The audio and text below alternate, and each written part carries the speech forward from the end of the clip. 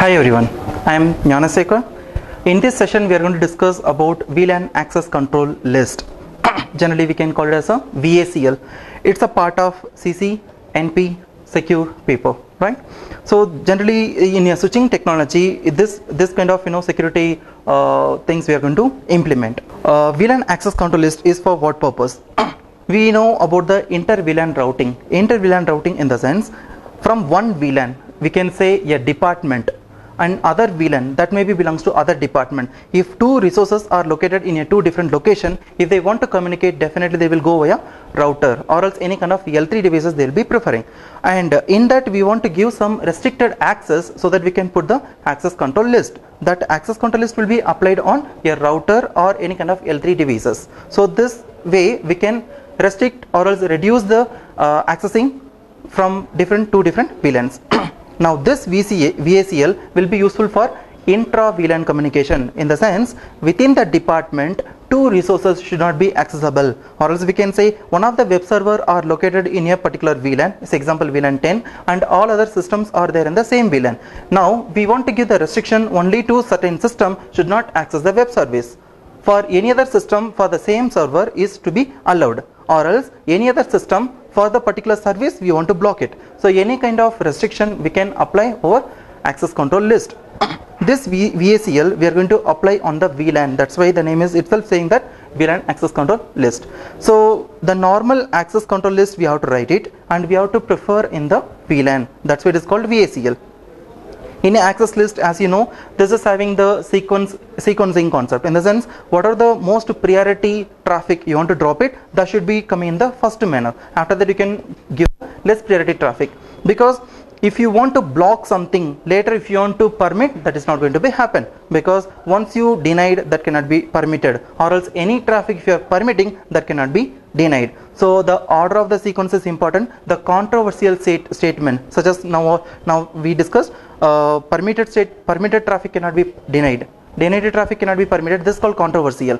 And order of the sequence, if you want to deny particular host from the entire subnetwork, we have to give the deny statement for the particular system, then give the permit statement for everything, because once you permitted the entire subnetwork, you cannot deny a particular system. You got the idea?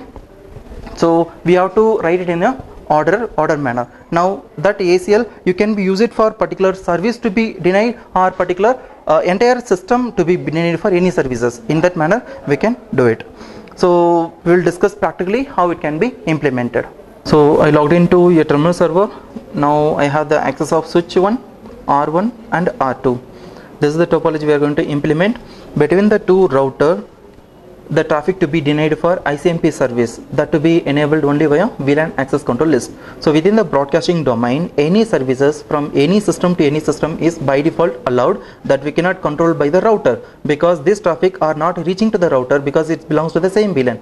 So within the VLAN, if you want to deny the traffic or you want to permit only the specific traffic, we have to go only via VLAN access control list. So many of them will be comparing VACL or equivalent to private VLAN concept. Private VLAN is totally different from VLAN access control list, because in private VLAN we are going to create a VLAN inside the VLAN, and within the VLAN we need to have some community port, we need to have isolated port kind of concepts. But here there is no such a thing, because private VLAN is limited on hardware platform, but VACL is not oriented with platform, it's IVS image related concepts. So it will be working on any kind of switches, but private VLAN will work on only specific platform. Now in this diagram you can find this switch having the two port, one is connected to R1 router, one is connected to R2 router. I am putting these two interfaces into same VLAN, that is VLAN 10. Now the IP to be assigned to the routers, for in this lab session I am taking router, it can be a PC also from the same VLAN.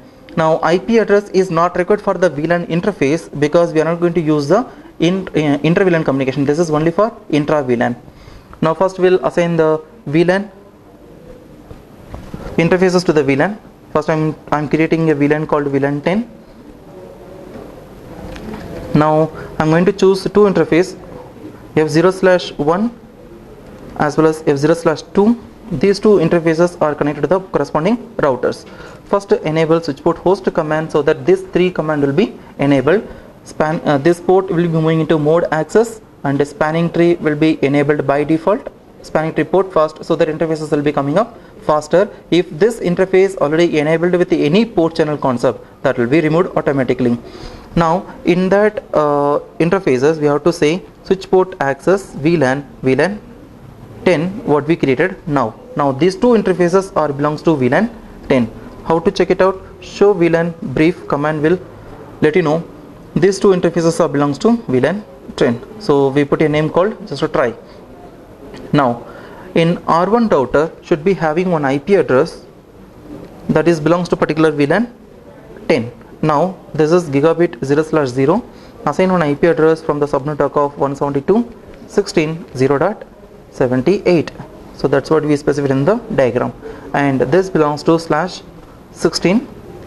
make it no shutdown and check the interface configuration by putting show IP interface brief.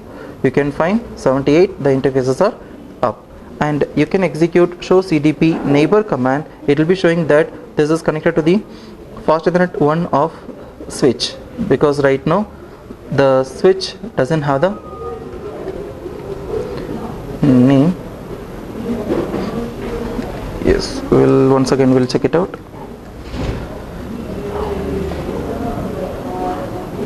Okay, there may be a reason here the CDP is not running. So if you activate CDP run command, then you can find this information on router.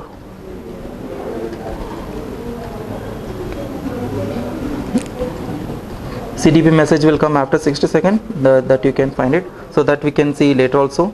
Now assign the IP for R2 router, interface gigabit 0/0 and IP address 172.16.0.79 255.0.0. make it no shutdown. Now exit. Now you can find the information whether interfaces got the IP address, yes, whether it is up, yes. Now show CDP neighbor, still that show CDP neighbors. Yeah, this switch clearly saying that in first port connected to the R1 and port 2 connected to R2, so it will be taking little time to come up here. Yeah, now it's showing this router is connected to the switch 1 on the gigabit 0/0 in our router, and opposite it's the first port. The same manner switch router 2 also reflecting switch 1 is connected on our gigabit port, in switch side it is a second port. Yes, now IP addresses are assigned. Now we will try to ping each other. From R1 I am trying to ping 172.16.0.79. yes, it is reaching other device. Now we can activate a telnet service on R2 so that we can try from the R1. Line VTY 0 to 4, password we can keep it R2, so don't keep a small password like this. For testing purpose I am using it. So prompting, and then you can keep enable password here, that also Cisco. Again, don't keep this kind of small password, it is easily guessable by anyone. Now go to R1 router, take a telnet of the same address 172.16.0.79. now it is prompting, password is R2, type enable Cisco. Now I am typed the wrong thing, Cisco. Yeah, now you are into R2. So this is how the ICMP services as well as telnet services also allowed. Now our intention or else our task is what? In router 1, while I am pinging to R2, you should get the reply, but while taking telnet to R2, you should not reply. So within the VLAN, within the subnetwork, I want to give some restriction from R1 to R2, that we are going to achieve via VLAN access control list. Now we will go to the switch. Now we will configure our thing.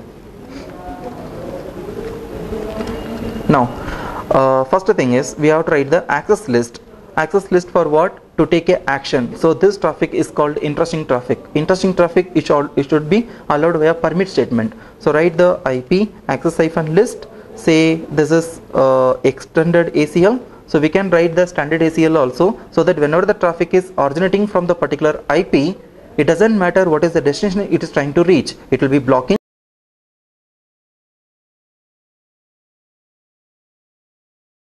IP and the source port number and destination port number, you can go for the extended ACL, and both kind of ACLs will be supported by VLAN access control list. Now for this testing purpose I am writing the extended ACL. It will it says list 1 as a name, and inside I am doing permit statement. You have to remember this point. If you want to drop the data, that traffic to be permitted by ACL, so that in next action we can drop.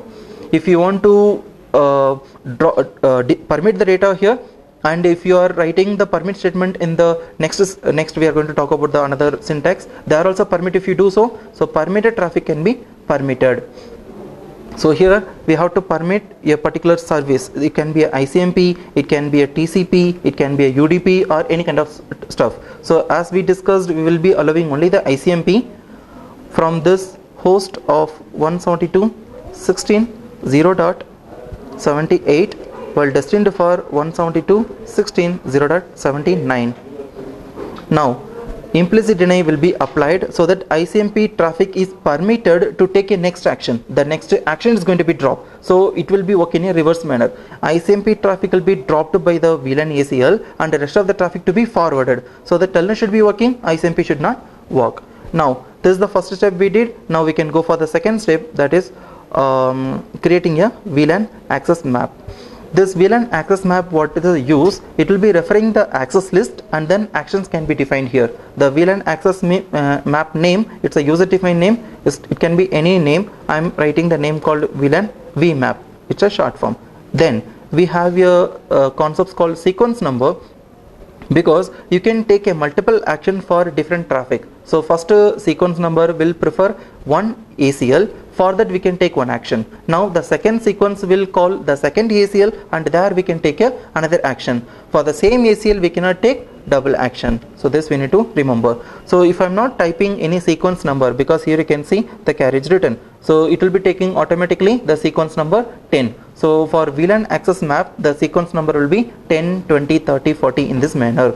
Now I created a first VLAN access map sequence number 10. In that I am going to say match the IP address from the list what we define. So that is the list 1. It will be checking the list 1. List 1 says that permit the .78 to .79. Once it is matches, there we have a action. So this actions can be only forward or drop.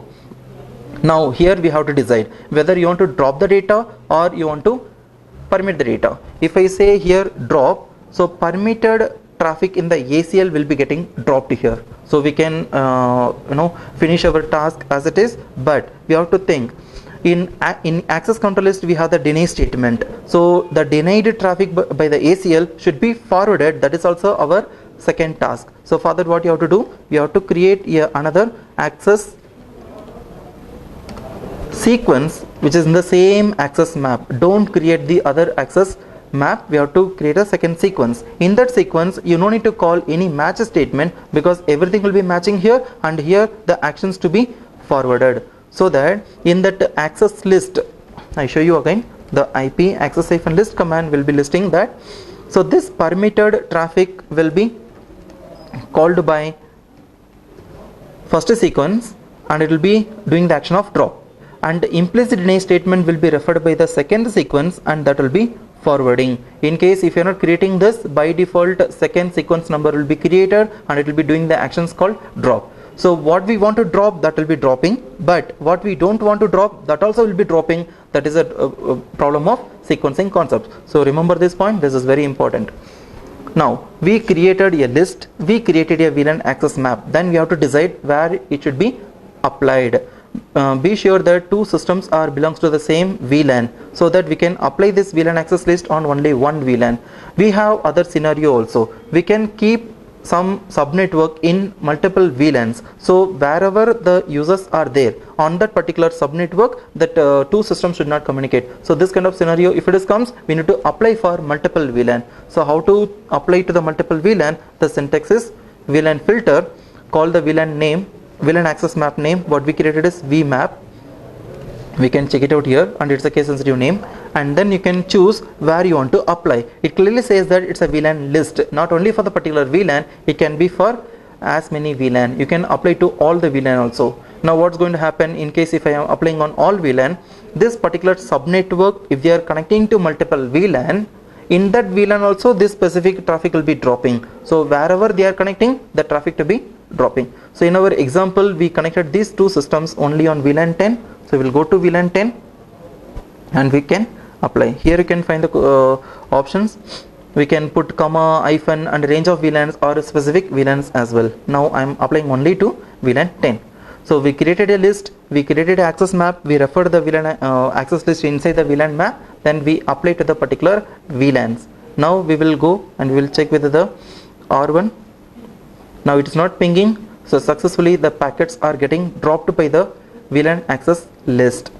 Now we have to check other things also. We have to take a telnet, then this is prompting, it means that your traffic are not restricting by the access list. Because of implicit deny by the access list, by the action forward of VLAN access map, this traffic is not getting dropped. The telnet is allowed but ICMP is not allowed. So this is the best example we seen here. Now how within the VLAN we can drop the data. Here we can see show VLAN access hyphen map. This sequence is very important. If you are not creating, by default it will be created and it will be dropping all the data. Now where this kind of applications will be usable, like within the VLAN we kept some server, and as many users are there, we want to give this service to be accessible only by the trusted persons or else the trusted IP addresses. That trusted IP addresses we can put it in a deny statement of ACL. That denied statement will be referred automatically and that can be dropped. Otherwise you want to drop the data intentionally, then write a permit statement and only that traffic can be dropped. So in either way we can write, which one is very suitable, that we can prefer. So this is how VLAN access list will be applied on the switch. It can be on any kind of switch we can apply. Remember that I am not applied the access list on the interface VLAN. That is another concept. So if between the VLAN, like VLAN 10 want to communicate VLAN 20, there if you want to drop the data, there the ACL to be applied on VLAN. So this is the SVI, switched virtual interface. I am not applying on here, just I am creating on VLAN filter, the VLAN map name and then VLAN list. So this is the difference between the VLAN traffic and within the VLAN data traffic. So this is what we learned.